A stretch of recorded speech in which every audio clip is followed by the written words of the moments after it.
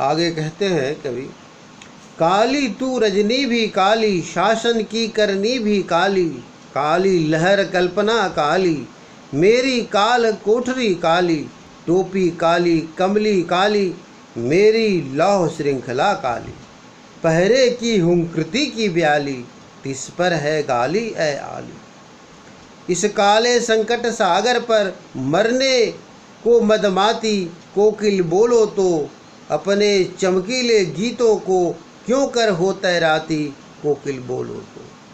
इस खंड में कवि ने बड़े सुंदर ढंग से काली शब्द का बार बार प्रयोग करके एक लय उत्पन्न किया है, एक विशिष्ट प्रभाव उत्पन्न किया है। काली तू रजनी भी काली, कोयल तुम भी काली हो और रात भी काली है, और शासन की जो करनी है, जो अंग्रेज सरकार कर रही है, जिस तरह से प्रताड़ित कर रही है, जिस तरह का कहर बरपा रही है, यह भी काली करतूत ही है। लहर भी काली है और कल्पना भी काली है। हमारी कल्पनाओं में भी कोई आज़ादी नहीं, कोई अच्छाई नहीं, बुराई ही बुराई है।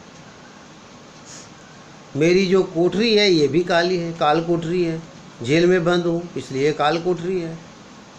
टोपी भी काली है और कमली भी काली है, जो कंबल मुझे दिया गया है वो भी काली है, टोपी भी काली है, और जो लोहे की जंजीरें हैं जिनमें हमें जकड़ा गया है वह भी काली है। जो पहरा हमारे ऊपर डाल दिया गया है वह नागिन की तरह है, वो भी काली ही है मान लो, क्योंकि जो जिस कड़े पहरे के अधीन हम जी रहे हैं, इस कड़े पहरे के अधीन हम रह रहे हैं,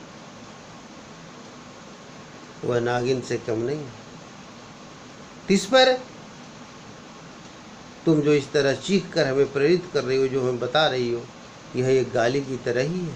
ए आली, ऐ सखी, ये हमारे लिए एक गाली की तरह है कि हम परतंत्र हैं, हम मजबूर हैं, और इस काले संकट सागर पर तुम मरने को मदमाती है, शायद मरने को प्रेरित करती है। इस काले सागर में जीने से तो बेहतर है कि आदमी को मर जाना चाहिए। इस गुलामी के जीवन को स्वीकार करने से बेहतर है कि आदमी स्वतंत्र मर जाए। क्या तुम इसके लिए जगाने के लिए आई हो? कोकिल बोलो, और तुम अपने गीतों को क्यों इस तरह तैरा रही हो हवा पर? क्या तुम्हारे गीतों में वही संदेश है कि आज़ाद हो जाओ, आज़ाद हो जाओ?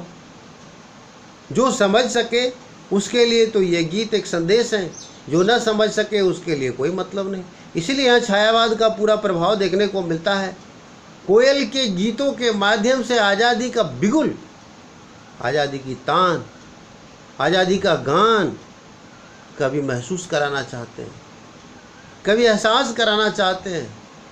यहाँ कोयल की आवाज़ है, लेकिन लक्ष्य आज़ादी का बिगुल है, आज़ादी की तान है।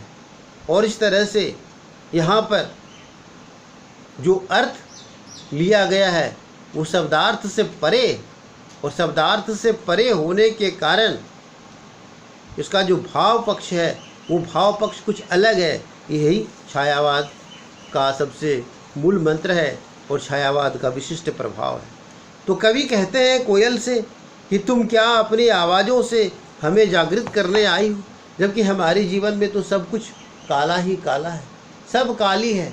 हमारी कोठरी काली है, रात काली है, शासन काली, उसकी करनी काली है, लहर काली, कल्पना काली, कोठरी काली, टोपी काली, कमली काली, लोहे की जंजीर काली, और ऊपर से ये काला पहरा है हमारे ऊपर नागिन की तरह, जो हमें रात दिन डसती रहती है। फिर तुम क्यों हमें जगाने आई हो कोयल, बताओ?